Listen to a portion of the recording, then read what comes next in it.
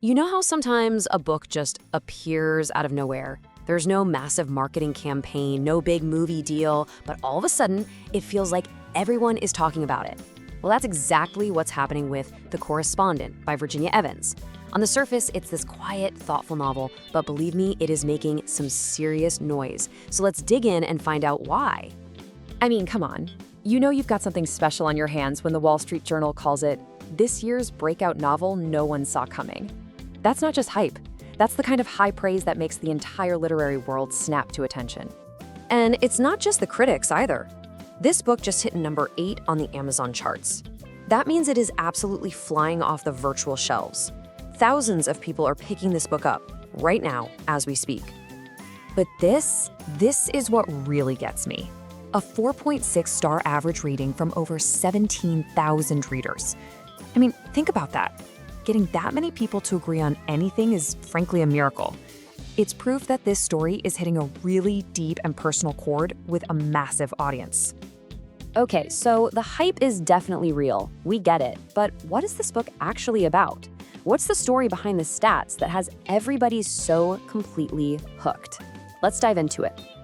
Well, the whole thing really starts with its protagonist, who is just unforgettable. So let's meet Sybil Van Antwerp, a woman whose entire life is lived, understood, and really defined by the letters she writes.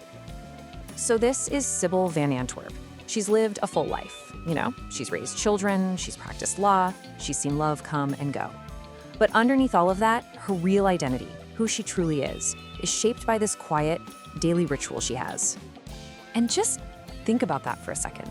In our world, with the constant notifications and instant messages, Sybil makes a choice to slow everything down. Every single morning, she sits down not just to write, but to literally process her life and make sense of the world on paper. And who she writes to, it's like this fascinating map of her mind. You've got the personal connections, her brother, her best friend. Then there's the professional. She argues with a university president. She even corresponds with famous authors like Joan Didion and Larry McMurtry. But there's one person who's different. One person she writes to all the time, pouring her heart out, but those letters, they're never, ever sent.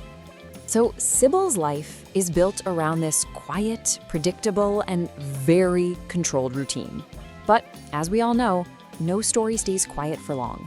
And the thing that's about to change everything arrives, fittingly, in her mailbox.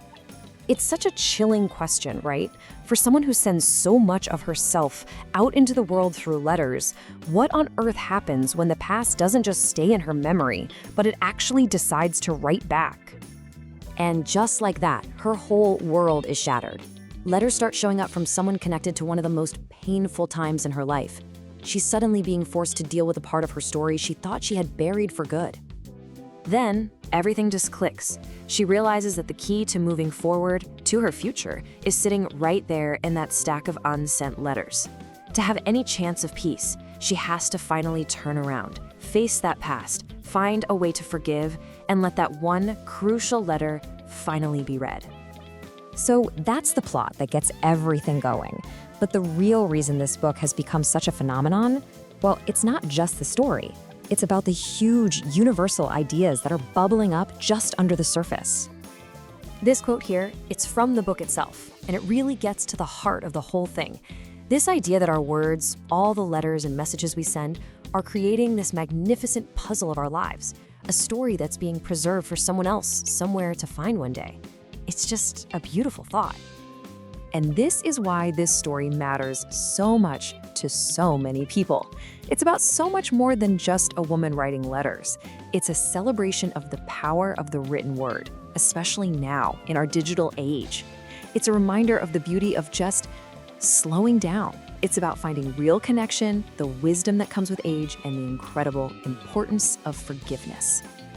So, after you turn that last page and close the book on Sybil's incredible story, what's the big takeaway? What's the thing that really stays with you? Well, if you need one last little push, look no further than the legendary author Ann Patchett. When she calls a novel a cause for celebration, you know you're holding something that is truly, truly special. And really, this is the core of it.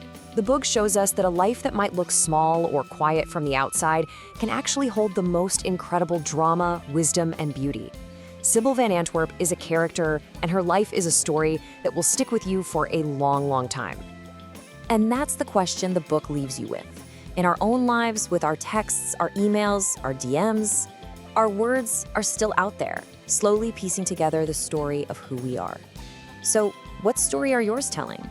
The Correspondent is just a beautiful reminder of how we connect with each other and the legacy that we create with our words. If you want to dive into Sybil's world for yourself, the link to this book is in the video description.